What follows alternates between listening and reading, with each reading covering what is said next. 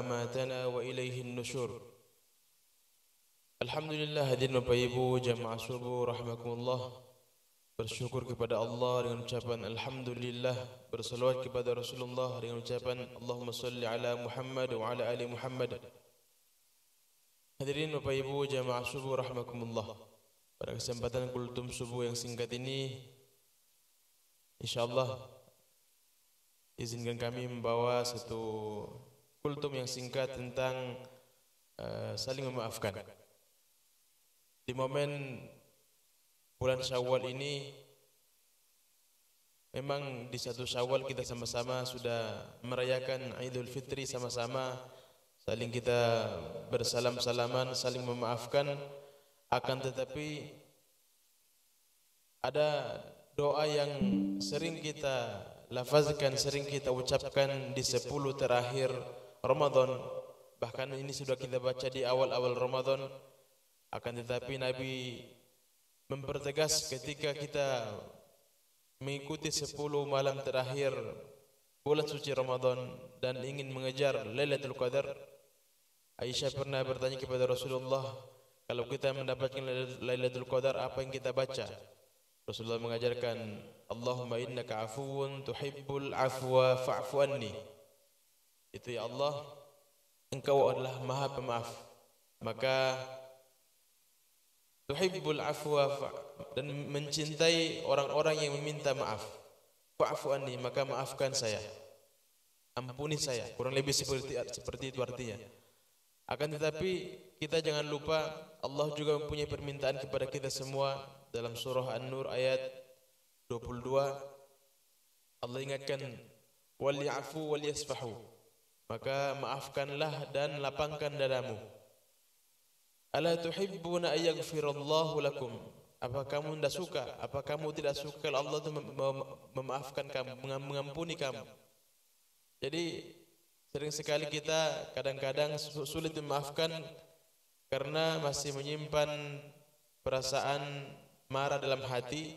Maka Allah ingatkan agar supaya kita memaafkan orang, tidak cukup dengan kita mengatakan saya maafkan, akan tetapi kita belum melapangkan dada, kita belum mengeluarkan dari dalam hati kita amarah yang masih tersimpan di hati kita.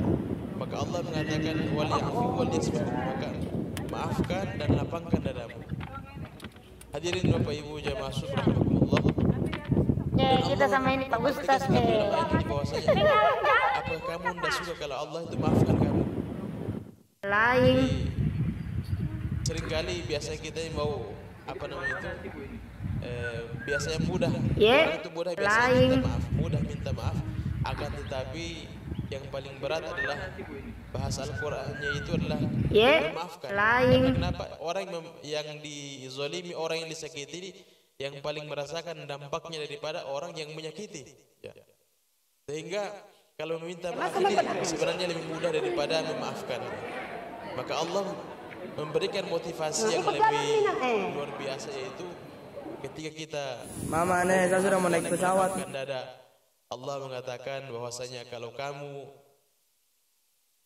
suka tidak dimaafkan sama Allah.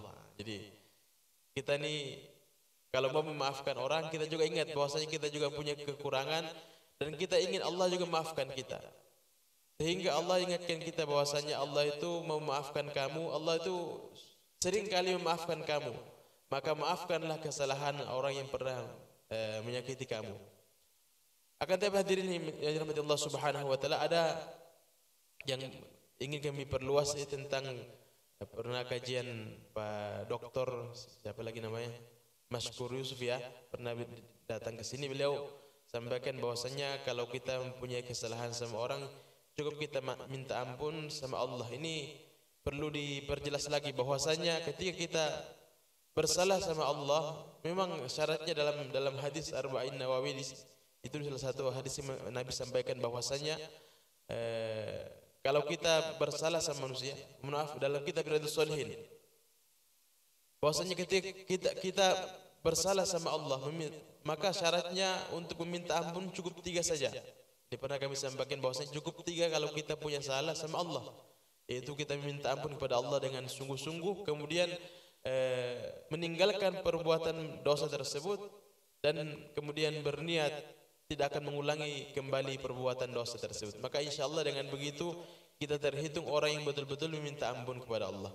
Akan tetapi ketika bersalah dengan manusia, maka syaratnya menjadi 4. Syaratnya menjadi 4. Kalau kita ambil barangnya, harus kita kembalikan. Kalau kita pernah pukul dia, maka kita harus minta ridhonya, apakah dia balas ataupun dia maafkan. Maka ini penting sekali untuk kita saling memperhatikan perkara saling maaf-maafkan ini. Kenapa harus kita perhatikan? Karena dalam sebuah hadis Nabi sampaikan bahwasanya ketika hari Senin dan hari Kamis Allah membuka pintu-pintu surga dan Allah mengangkat amal-amal manusia di hari Senin dan hari Kamis. Akan tetapi ada orang yang tidak diangkat amalnya, tertahan. Bahkan Allah perintahkan kepada para malaikat untuk menahan amalan orang ini. Jangan diangkat, tidak usah dihitung.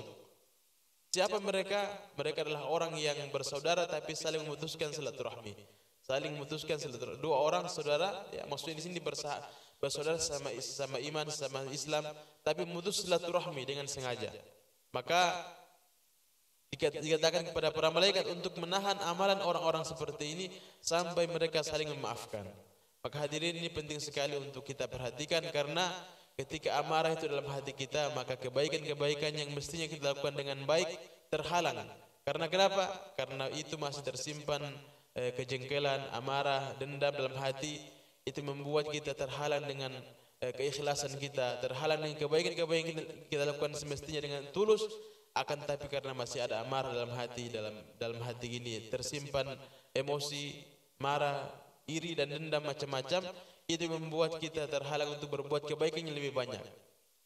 Maka Allah ingatkan tadi dalam surah An-Nur ayat 22 tadi, wal ya'fu wal yasfahu, maka maafkan dan lapangkan dadamu.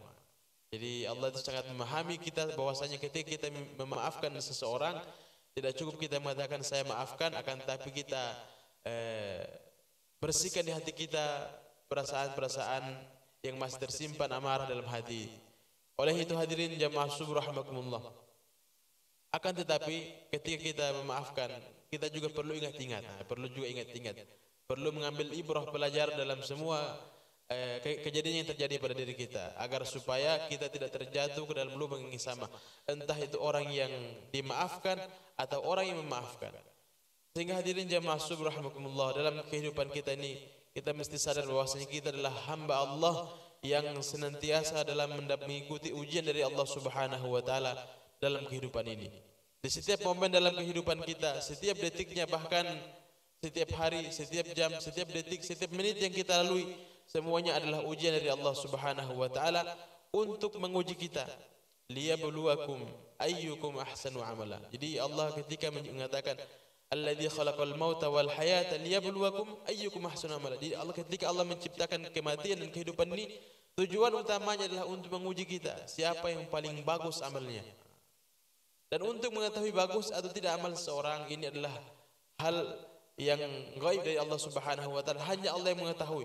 Ini bergantung pada keikhlasan kita masing-masing dan pada amalan-amalan yang kita lakukan dalam keseharian kita.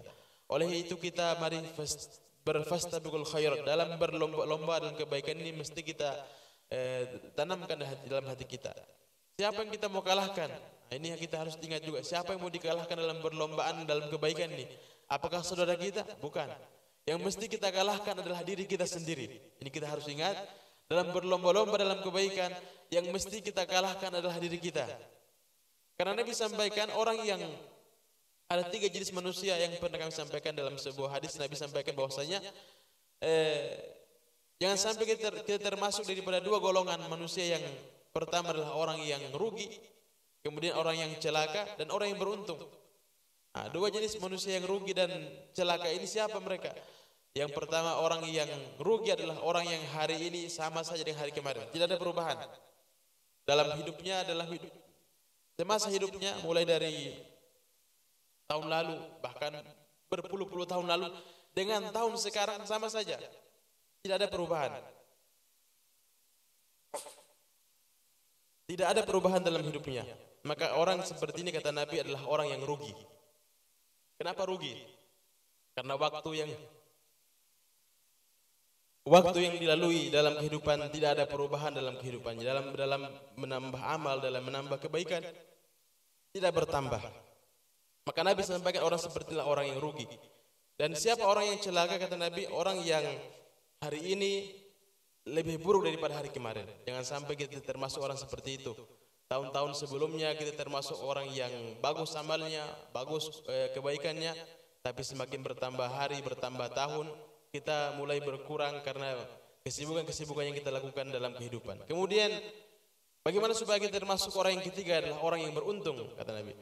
Nah, orang yang beruntung adalah, kata Nabi, orang yang hari ini lebih baik daripada hari kemarin. Maka wajar ketika seseorang itu dalam kehidupan ini punya kesalahan. Kenapa begitu? Supaya kita berusaha, berlomba-lomba lagi. Saya ulangi tadi, kita berlomba-lomba mengalahkan kita yang sebelumnya, bukan orang lain. Karena nanti di akhirat yang ditanya itu diri kita. Yang ditanya siapa? Diri kita. Tentang kita sendiri. Allah ditanya, kamu kenapa anda berbuat kebaikan karena dia? Oh, tidak begitu. Allah tanya kepada diri kita, dan yang masuk surga, yang merasakan kenikmatan surga, yang merasakan panasnya neraka adalah diri kita masing-masing. Maka kita bertanggung jawab untuk mengalahkan diri kita yang sebelum-sebelumnya, yang masih malas-malas sebelumnya, kita kalahkan itu. Yang masih berfoya-foya, masih leha-leha, santai-santai, yang masih belum semangat dalam beribadah, itu yang kita kalahkan, diri kita yang sebelumnya seperti itu. Maka hadirin jamaah subhanakumullah, dalam kehidupan yang singkat ini, Allah Subhanahu wa taala sering memberikan pelajaran dalam Al-Qur'an bahwasanya Allah ingatkan bahwasanya kehidupan yang kita jalani saat ini adalah la'ibun wa lahwun, permainan dan senda gurau. Allah ingatkan begitu. Kenapa dikatakan permainan dan senda gurau belaka kehidupan dunia ini? Kita semua sudah dapati bersama Ramadan sebelumnya, Ramadan yang ini. Dan kita sadari bahwasanya salah satu hikmah yang terbesar yang Allah ajarkan melalui puasa adalah Allah mengenalkan kita tentang hakikat daripada dunia ini. Hakikat daripada dunia ini. Ulangi, hakikat ini adalah artinya yang sebenarnya. Ya. Sifat asli dunia itu Allah sudah perlihatkan kepada kita semua. Apa diantaranya? Kita biasa sebelum berbuka kita melihat banyak kue macam-macam yang enak-enak. Seolah-olah kita akan makan semua nanti itu. Bahkan dalam hati kita, dalam pikiran kita bilang nanti ini saya mau beli ini, beli itu. Pada akhirnya ketika waktu berbuka datang, yang bisa kita santap adalah makanan-makanan yang bisa masuk. Dan kadang-kadang cukup dengan segelas air putih dan satu buah kurma, ini sudah membuat kita kenyang biasanya. Nah, dan itu yang tadi kita mau makan banyak-banyak itu tidak bisa dimasukkan semua. Itulah kehidupan dunia ini. Walaupun orang itu mungkin berlomba-lomba mengumpulkan begitu banyak kemewahan gemerlapnya dunia ini, tapi yang bisa dia nikmati adalah bagian daripada rezeki dia saja. Dan mungkin dia akan bisa nikmati semua. Maka betullah kata Nabi, yang betul-betul menjadi milikmu adalah yang telah kamu makan dan yang telah kamu sedekahkan. Adapun yang tinggal di rekening kita masing-masing, di rumah kita, di berangkas kita, di simpanan kita, belum tentu menjadi milik kita. Kenapa? Ajal tidak ada yang tahu. Kalau kita meninggalkan banyak harta dan sebelum itu belum disedekahkan, belum diinfakkan, belum ditaruh tempat-tempat yang baik, maka boleh jadi semua itu akan menjadi milik orang lain, menjadi bahan rebutan orang lain. Akan tapi yang menjadi betul-betul milik kita adalah yang telah kita makan, yang telah kita infakkan ke dalam jalan Allah Subhanahu wa taala. Semoga Allah Subhanahu wa taala memberi kita pemaafannya dan kita bisa memaafkan orang lain. Dan Allah Subhanahu wa taala memberikan kita kekuatan untuk berlomba-lomba dalam kebaikan, mengalahkan diri kita yang sebelumnya, yang malas-malas, yang lemah-lemah dalam beribadah kepada Allah Subhanahu wa taala. Demikian, lebih dan kurangnya mohon dimaafkan. Hadanallahu wa iyyakum ajma'in. Assalamualaikum warahmatullahi wabarakatuh.